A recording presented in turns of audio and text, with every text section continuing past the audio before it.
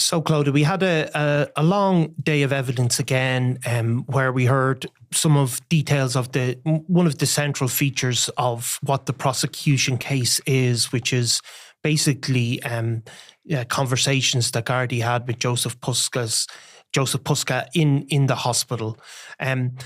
So obviously, Jozef Puska was in hospital in Dublin, and we heard details of when the Gardaí first approached him. I think it was on the 12th, was it the 13th of January? It was the 13th of January. Yeah. So yeah, we heard evidence from a couple of different Garda today.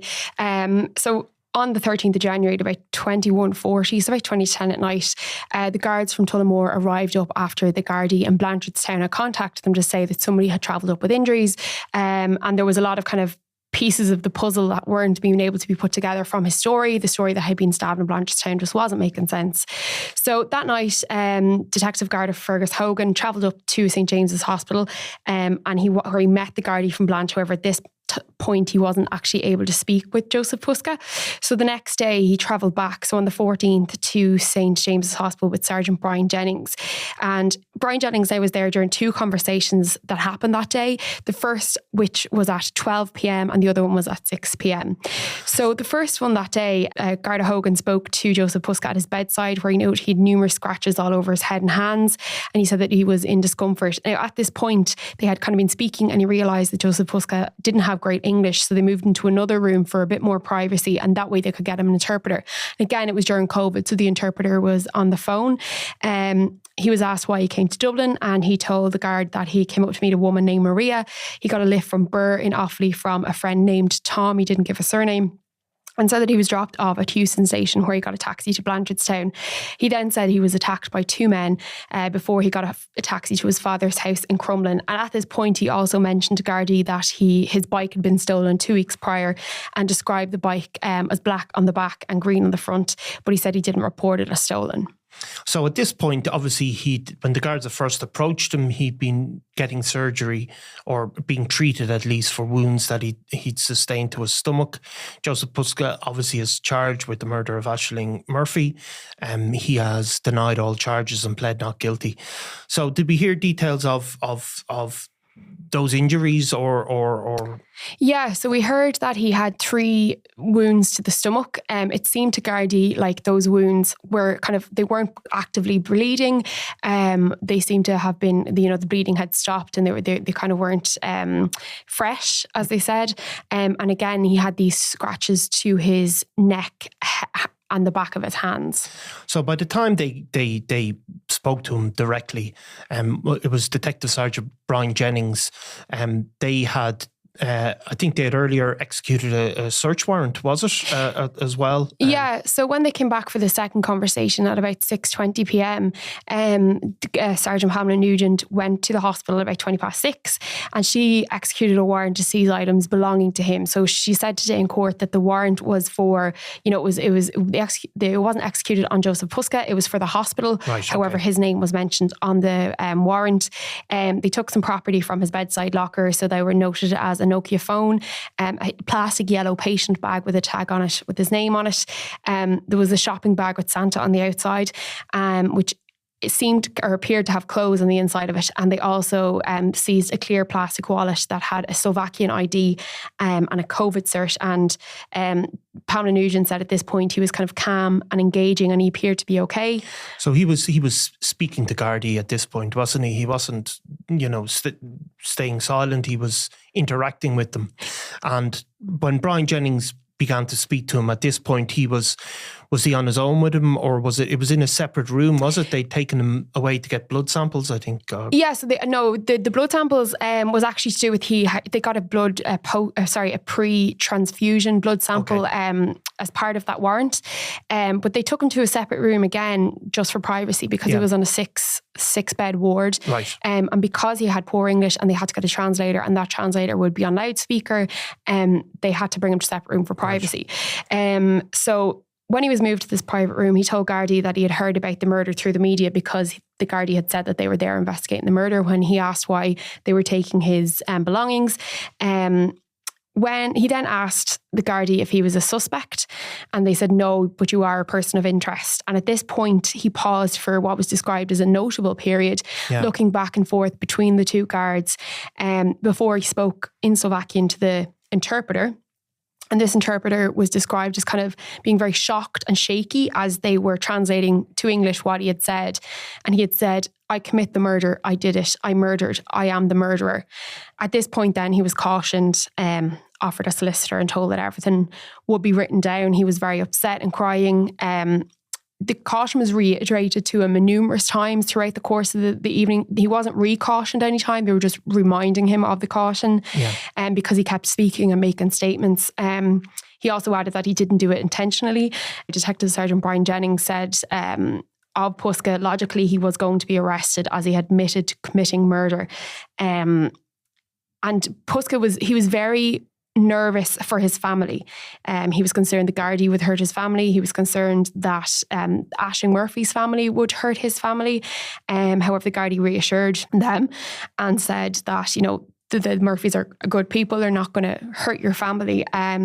And then he also added, Jozef Puska added that the reason I'm pleading guilty is that I don't want anything to happen to my family. Nothing bad to them. I feel guilty. I say it and I regret it. And he spoke at one point, did he, about, according to Gardi, he spoke about a knife wound he said was sustained by Ashling Murphy at one point. Yeah, so what happened was, after kind of making those admissions, Detective Nugent and Detective Jennings left to get a solicitor. Garda Nugent went to get that blood sample, and Jennings went to contact, because he had free legal aid, to contact a solicitor, because under the law he has rights to get one. Detective Fergus Hogan was then in the room with him on his own at this point. And Jozef Puska said to him, "I'm sorry, I have family, 5 kids. I see a girl I've never seen before. I have a knife I use for chain on bike. I tell her, go, I won't hurt her. And when she passed, I cut her neck. She panic, I panic." He then put his fingers to his lips and, gestured to how he had told Ashling Murphy to be quiet. He then asked if he was going to get 10 years and asked the detective, "Will you talk with me?" To which the detective said it wasn't something that he could talk about today. They just wanted to make sure he was all right. And Jennings came back at this point to say they were leaving Jozef Puska and told him that a nurse would be back in to see him. And as they were leaving and walking out, Jozef Puska pointed to his stomach, to the 3 marks, and said, "I do this." Right. And then they left. So did those Gardaí, who are obviously central to the prosecution case, have they completed their evidence now, or are they coming back? Garda Fergus Hogan completed his evidence today in cross-examination. I believe we may hear from more Gardaí tomorrow morning. Yeah. So earlier on, obviously we haven't done an update on Crime World for a number of days, but earlier on we heard evidence about Ashling Murphy's movements on the day. They spoke also about CCTV that the prosecution claim is Jozef Puska. And we heard obviously information as well about yesterday about a Fitbit that Ashling Murphy was wearing. What did that describe? So between the CCTV footage and the Fitbit data, we got actually a really good picture of the movements of Ashling Murphy prior to her death. So the court was shown CCTV firstly of her leaving the school where she worked, driving to Grand Canal in Tullamore and getting out for a walk. At this point then, we kind of moved into the Fitbit data because obviously there's no CCTV up and along the canal. Detective Garda Kieran Byrne told the court how Gardi had analysed data from the Fitbit watch. He showed them a number of graphs up on the screen, one of which was showing the direction in which she was travelling around the canal. It showed that she'd walked eastwards along the canal for about 2 kilometres before she turned back at 3:16 p.m. And she was coming back from a westerly direction. At 3:21 p.m, so approximately 5 minutes later, the Fitbit watch stopped moving in a consistent way. He then described the watch as moving in an erratic manner.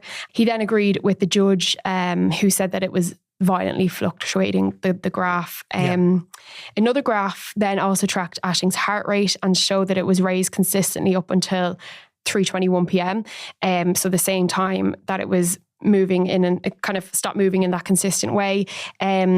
And he said that it was consistent with somebody exercising as well, those movements up to 3:21 p.m. Obviously, we know she was out for a walk or a jog. Garda Byrne said then that the heart rate slightly increased from 3:27 p.m.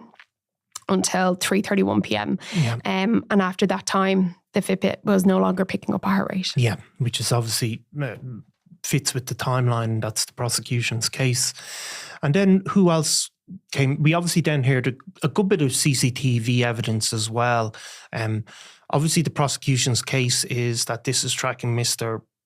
Puska, but we did obviously see a man on a bike. Really, was the CCTV in or around the area? Was there was extensive CCTV images? There was extensive CCTV and some eyewitness accounts of Jozef Puska's movements that evening. So one of the Gardaí showed the movements of a man that the prosecution are saying is Jozef Puska on a bike around Tullamore between 12:25 p.m. and 2:05 p.m. So about an hour and a half before Ashling Murphy was killed. At 1:53 p.m, the Garda said that Mr. Puska pulled up on his bike and put his hands in his pocket, and then he put both of his hands out in front of his body. And the Gardaí said that in this footage, it appeared that he had something in his hand before he put it back into his pocket. 4 minutes later, along Church Road, there was a woman who was walking her dog and she crossed the road. And it showed Mr. Puska then following after her, approximately about the same place on the road that she had crossed. Now, this woman, Anne-Marie Kelly, is a primary school teacher. She gave evidence to the court that Jozef Puska was following her. And then she stopped a couple of times to try and let him go past her. But when he did, there was on these few occasions, he would do so slowly and staring at her. She described feeling very uncomfortable and nervous of the man.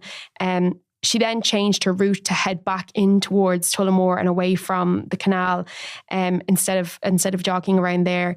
Now, there were no sightings of Mr. Puska between 2:05 and 8:55 p.m. until a man who the prosecution again say is Jozef Puska was captured on CCTV cameras at a garage in Tullamore, and eyewitnesses have described how they saw a man in dark clothing on the side of a road in the town at about 8:30 p.m. and they have all said that he was acting suspiciously, wearing dark clothes, and one eyewitness described how he looked shocked and lost. Obviously, that's the prosecution making the case of Mr. Puska's movements. The defence, obviously may have a different perspective on that.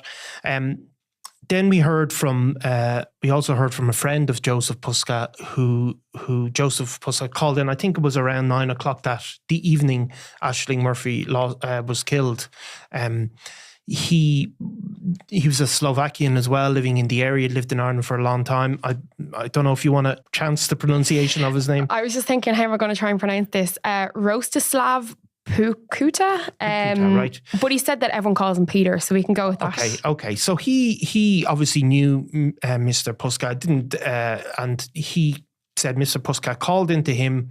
He seemed, I think at one stage he said that he was wet and kind of dishevelled basically, and he also discussed how the guards had contacted him at one stage, and he said that he hadn't at that point said that Mr. Puska had been called into him, but he said because he was concerned about the publicity surrounding the case.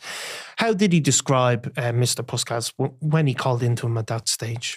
So he described him as, basically, he said that he looked like a different person. He didn't look like the Jozef Puska he knew at all.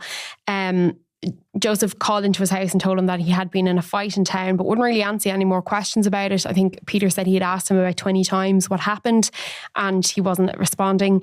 He was looking for a lift home, and the man, Peter, agreed to drop him home. But when they got there, Jozef asked him to slow down just in case there was somebody outside his house. And he said to him, well, if you've done nothing wrong, what are you worried about? And Jozef said, just leave it. During cross-examination, then it was revealed that Peter had initially lied when he told Gardi he didn't see Jozef Puska or any of his brothers after January 11th. So January 11th would have been the day before the killing. Yeah. But he did eventually later come to Gardi and give another statement with what he's told. Now, he was cross-examined by the defence counsel, and the judge, I think, interjected at one point and said to him that it was the defence counsel suggesting Mr. Puska had suffered stab wounds to the stomach at this point, and the defence counsel said he was absolutely suggesting that. So that's an interesting line in terms of what the defence are doing. Obviously, we're hearing a lot of the prosecution case, but the defence are making a case that he is not guilty. What other witnesses then have we heard today and in the closing stages of yesterday? So we further heard about what happened after Jozef Puska got home. So the next kind of time he pops up on CCTV, there's footage of him entering and his parents entering an apartment building in Crumlin shortly before 1 a.m. on the 13th of January. So that'd be the early hours of the next morning. It then showed him leaving that building in the company of paramedics at 11:56 later that day. And then he arrived at St. James's Hospital at about 12 o'clock. We also heard from the two paramedics who responded to the house in Crumlin. They were told that somebody had been stabbed. They were taken up to a bedroom where they found a man in pain, and he said that they'd seen at least 3 stab wounds on his abdomen, who again they said they weren't actively bleeding. They were described as thin and small and didn't seem to be fresh, but they had dried blood around them, and paramedics couldn't tell exactly how deep they were. Again, they noted that they had those scratches on his head and hands. He was given some painkillers and taken to hospital. And did they say he spoke to them? Did they give evidence about what Mr. Puska had said when they treated him, or was that? No, the next time we hear from what Jozef Puska had said was after he got to the hospital, and he had a conversation with Gardi. Yeah. So at this point, as we spoke about, I think in the last episode, Jozef Puska had told Gardi that he had been a victim of stabbing, and he had been stabbed in Blanchardstown. So one of the guards from Blanchardstown went to the hospital after they became aware of Jozef's story. Yeah. There had been a double stabbing in Blanchardstown on January 12th. That time, yeah. So, and it was being investigated. They thought that he might be a third victim of this. So Sergeant McDonald went to Jozef Puska's bed where he was asleep. He saw a large dressing over part of his abdomen and said he could see a distinctive marks all over his forehead and hands. The Garda spoke to him through an interpreter, and he told Jozef Puska that he was there to help him. At this point, he was not a suspect. He had no kind of connection at all to what happened to Ashling Murphy. Yeah. Mr. Puska told the Gardaí that he had travelled from Tullamore to Euston Station before he got to Blanchardstown by taxi, where he said he was going to meet a woman. Again, we heard that this is a woman named Maria. And he told the Gardaí that once he'd gotten there, he'd been immediately set upon and assaulted by 2 men at around 5:30 the day prior. Yeah. However, other eyewitness evidence and CCTV has him still in Tullamore at that point. The Gardaí, out of kind of routine, took photographs of his injuries. And when they returned back to the Garda station, they discussed what happened, and they basically decided to get in touch with the guards in Tullamore because what he was saying just wasn't adding up. The same guard went back to the hospital late that night and spoke to a doctor who, again, was this is when they were trying to speak to him, but he was undergoing surgery, and the guards couldn't give any medical information or other details about Jozef Puska until they got a warrant. And obviously the Ashling Murphy's family have been here through all of this time.